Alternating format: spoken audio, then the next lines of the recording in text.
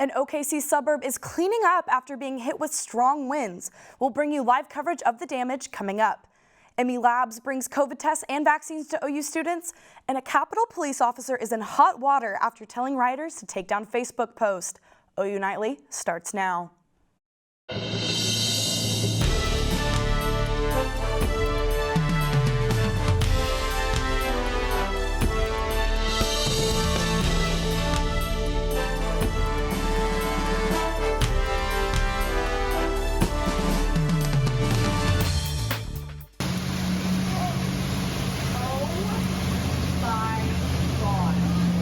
Severe weather caused flash floods throughout Norman last night, but South and Southwest Oklahoma City suffered the worst damage.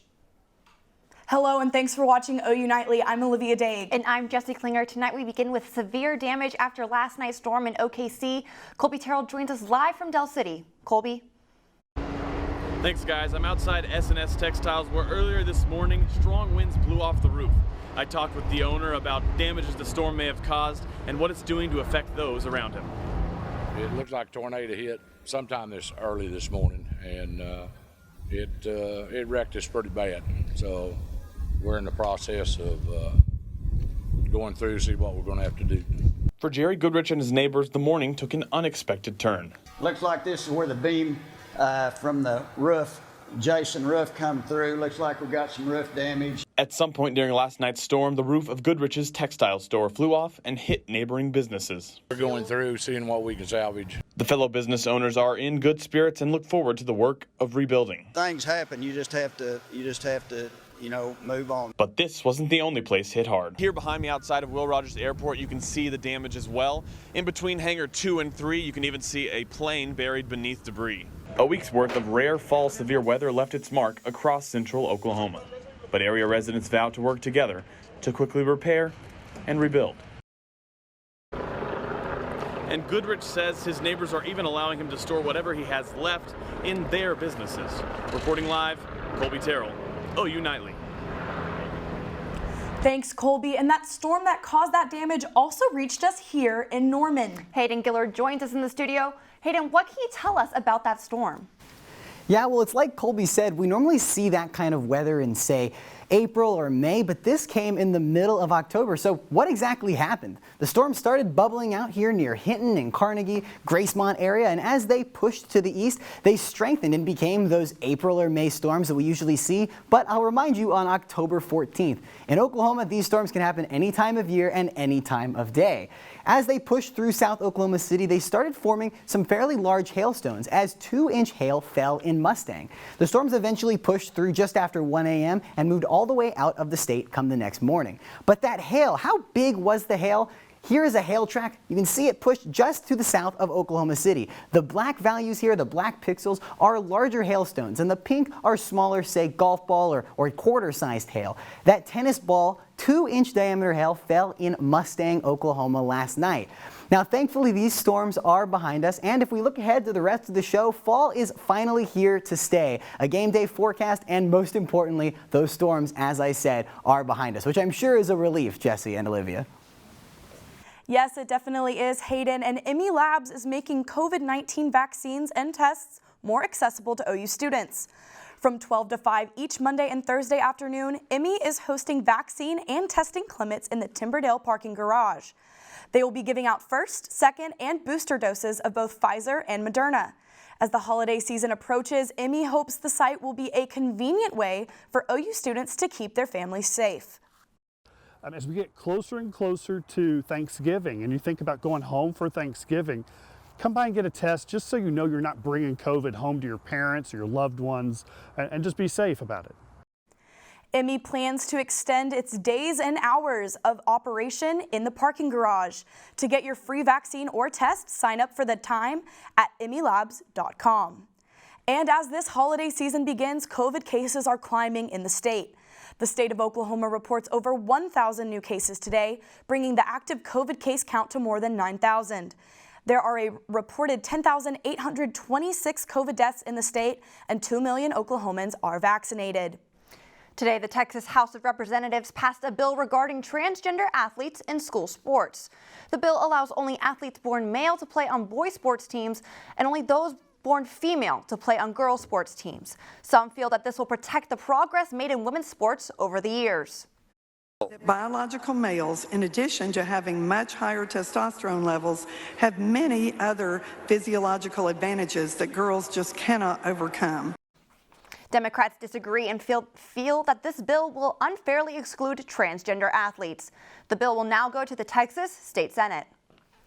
And a Capitol Police officer arrested after the January 6th insurrection has been indicted. And U.S. borders will soon be open to foreign travelers. We'll have those stories and more in News Center when OU Nightly returns.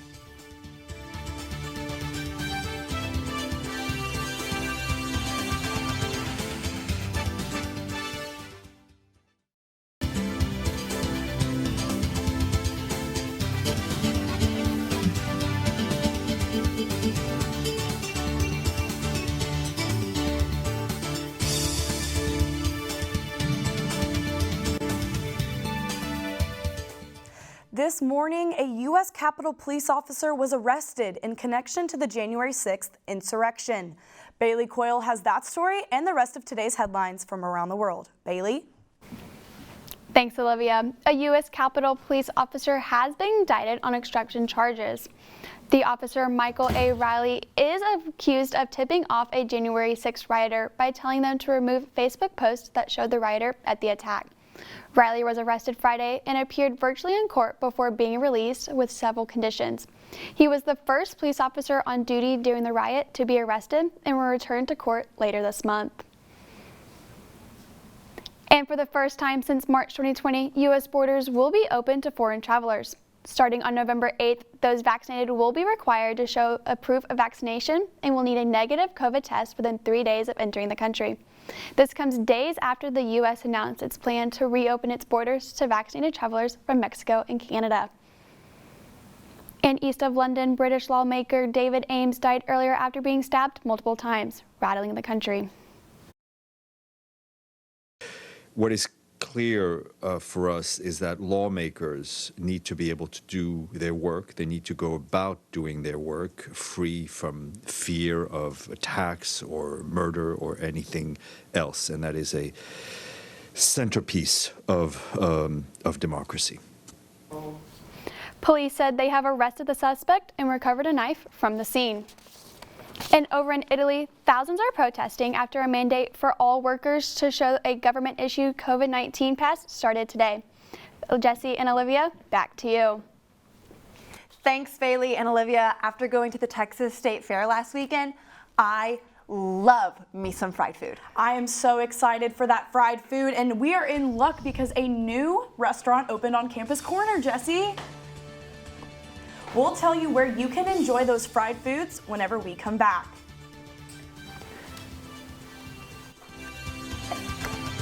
And Hayden, what can we expect as far as weather?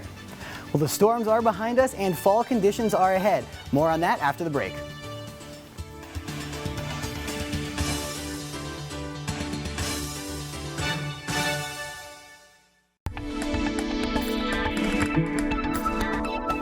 Looking at our Oklahoma City skyline cam, you can see that there is, well, one cloud in the entire sky. The rest of the sky is perfectly clear, and this is, well, a sign of things to come here in central Oklahoma. In Oklahoma City, it is 67 degrees right now with a pretty strong wind from the north at 19 miles per hour and really dry air, 36-degree dew point. And if we look across the entire state, we see similar conditions. The lowest current temperature in the entire state is at Guyman, where it's 62 degrees. In Idabel, the warmest in the entire state, it is 71 degrees. It is very seasonal and very temperate and probably really welcomed after the crazy weather we've had these last couple of days. And if you're heading out in Norman tonight, say going on an evening stroll or maybe going to dinner, you might want to grab a jacket on your way out the door. 58 degrees at 8 p.m., cooling all the way down to 50 at midnight when Friday turns to Saturday. Now these nice temperatures, this nice weather we've got, it's going to stick around in through the weekend. When you head out the door, now you're going to hear this correctly, 41 degrees. 8 a.m., it's going to be 41 degrees. We had hail yesterday, 41 degree temperatures tomorrow morning. We will warm all the way up into the mid to high 60s come 4 p.m., but still 41 degrees at 8 a.m. The allergy report, well, not as good as the forecast, unfortunately. High values of grass and weed pollen, as well as moderate values of tree and mold pollen looking through this weekend and on into the rest of the week. Now, if you can go out and enjoy, even with this pollen, you are in store for some beautiful weather, as we've said. And my favorite part about beautiful fall weather is the clothing that people wear. Some people, maybe they'll go grab a pumpkin-flavored drink or go look at the fall colors. But this, no, the flannellometer is where it's at. Saturday, Sunday, and Monday, we have ideal flannel wearing conditions, so feel inclined to flannel up if that is something you would like to do. Well, how long is this weather going to stick around? If we actually look at the continental 48 forecast, there is not much rain really across the entire country through all of the start of next week and all of this weekend. The high pressure systems sit and bring with it finally a cold front on through Wednesday morning of next week. Now, what is that cold front going to do here in Norman? Well, 69 degrees on Saturday, 73 on Sunday, 71 on Monday, all the way through the week, cooling us down a mere 5 degrees from Wednesday to Thursday, 75 to 70. But I mean, look at these conditions. Sunny, sunny, mostly sunny, mostly sunny. How could we ever get something better than this? If you're here for homecoming, you are in store for a beautiful weekend, Jessie and Olivia. It sounds like it. I'm really excited for those colder temperatures. And a new restaurant on Campus Corner is here and ready to compete for students' stomachs. But what makes this place different from the rest? Mozzarella sticks, onion rings, and french fries on a sandwich. Fat Shack opens their first location in Oklahoma right here in Norman. As seen on Shark Tank, they are known for their unique take on 2 pieces of bread. I think that right now Norman's got some good late night spots, but they don't have anything like Fat Shack. We have a different kind of sandwich. Our sandwiches have like chicken fingers, mozzarella sticks, onion rings on them, all that kind of like deep fried stuff. In addition to the fat sandwiches, the menu also offers burgers, wings, and fair food favorites such as fried Oreos and Twinkies.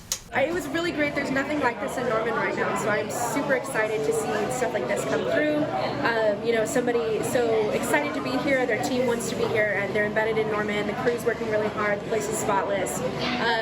It's a sign, Norman is a young, vibrant community. It's going to stay that way. With the staffing crisis in Norman, the restaurant has had no problem with hiring and are confident in their ability to serve a game day crowd. We do have outdoor seating. We have a really nice patio out there that we're really hoping to utilize. Norman goes crazy for football, so we're adding extra staff, anticipating it's going to be busy. We hope it's busy. We hope people come check us out. Shack is now open for dine-in, takeout, and delivery. You know what, Jessie? I think after that game tomorrow, I'm going to need some mozzarella sticks. And speaking of the homecoming game, Addie, Crawford, we're all talking about the big story in sports this week. Who can we expect to start against TCU? Well, Lincoln Riley still has a huge decision to make, so we'll just have to wait and see what happens tomorrow. But after last night's match, Sooner soccer made SportsCenter's top 10. We'll show you why when we come back.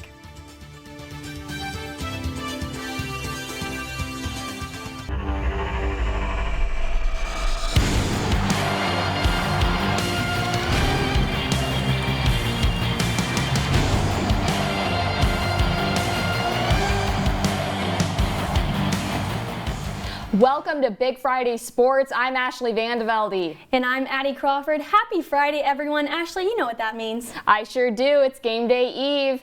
And it's time for the Sooners to face the TCU Horned Frogs tomorrow in prime time. The Game Day U team has a matchup preview. Hey, Big Friday Sports, we're the Game Day U travel team. I'm Will Blessing, joined by Ben Thomas and Shannon Ehrhardt. Big question on everybody's minds. Caleb Williams, Spencer Rattler, who's getting the start against the Horned Frogs? I think if you're Lincoln Riley, you have to go with Caleb Williams. I mean, how could you not after that big-time performance and that big-time comeback against Texas? That offense looked night and day different under Caleb Williams. The running game was better, the passing game was better, the team itself just looked better. That was the first time I'd really seen that explosive Sooner offense that we have not seen in a long time. So if you're Lincoln Riley, you got to go with Caleb. Absolutely. Shannon, what you got? You know, Ben, I have to agree with you. It's got to be Caleb Williams. Yes, Rattler may know the playbook better, but Caleb Williams just brings that energy and has that comfortability in the pocket to be able to chuck it downfield. So Caleb Williams is definitely going to start on Saturday. You know, we're all on the same page here because I'm going Caleb Williams is the starter. This is a guy that makes the team want to play for him. You know, you look at the offensive line, protecting Rattler, no time, not really going for it. Protecting Williams, giving him so much time in the pocket, allowing him to do these big plays that he did last Saturday. They've got to go with Williams. Now, score predictions. Minus 42-24 Sooners. I think Caleb will pick up right where he left off, and that offense as well will pick up right where they left off. Shannon? Okay, my score prediction's got to be 35-17. Gary Patterson always makes the OU offense run for their money. He's been great in the past 2 years with the defensive side of the ball, but this is a brand new team. They don't have those edge defenders that they're used to having. I think OU's offense will be able to step up and really carry this team to a victory. All right, and I'm going to have to go 49-27. You know, we've talked about Oklahoma's offense really coming into their own with Caleb Williams as the starter, potentially. We'll find out.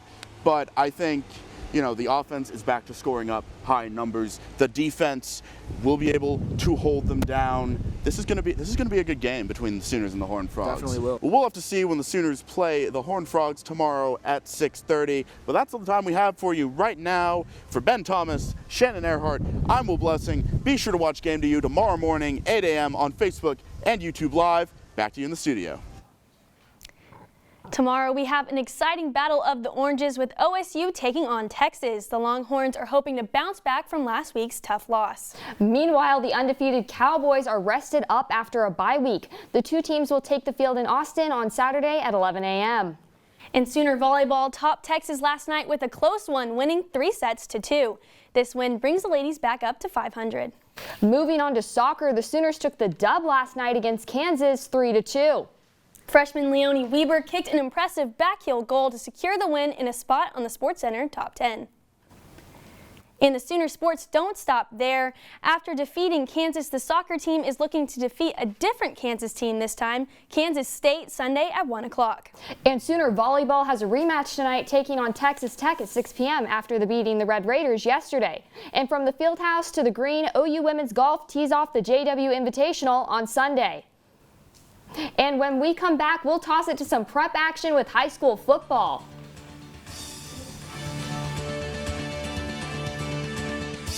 The Oklahoma Sooners take on the TCU Horned Frogs at Owen Memorial Field tomorrow, Saturday, and it should be a great homecoming afternoon. The football game and, of course, the weather. The weather is fantastic, fantastic football weather for this time of year. Kickoff at 6:30, the temperature will be 66 degrees, but the stadium will be mostly in the shade, cooling down to 59 and 54 by the end of the game when hopefully the Sooners are taking home a win. You might want to bring a jacket or maybe some long pants when you head out to the game tomorrow, because it will be chilly. Thanks, Hayden, for that game day forecast.